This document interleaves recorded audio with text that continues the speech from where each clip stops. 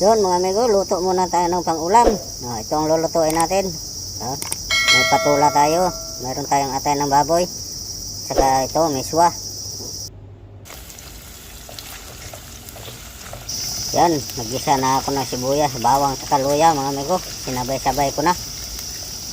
At bago tayo magpatuloy sa ating pagluluto mga amigo, kung hindi ka pa nakapag-subscribe sa aking YouTube channel, please subscribe at pagpindot ng notification bell para updated ka sa aking upload na video. At huwag mo na rin kalimutang mag-like.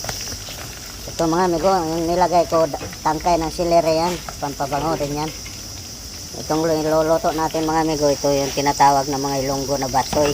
Ito, lagay natin yung atay ng baboy para maluto na kasi nagugutom na ako. Yan, pas muna tayo sa pulutan ngayon. Ito muna, pagkain muna unahin natin,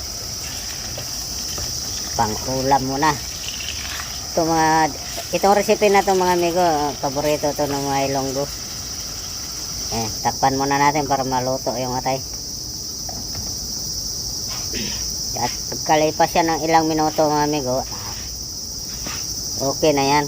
Hindi natin lulutuin ng gusto yung atay ng baboy kasi matigas. Ito na mga amigo, siya na natin. Ito, ilagay na natin tong patula.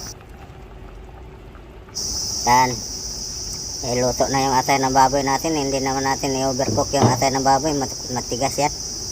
Yung katamtamang luto lang, sakto lang siya maluto. Halo-haloin lang para mag-mix ya, para masagol. Yan.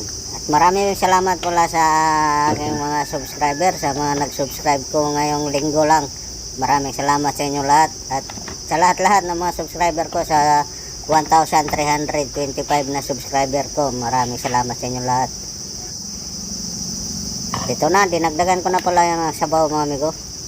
Hindi ko na rin napakita kasi mahaba na ang video natin.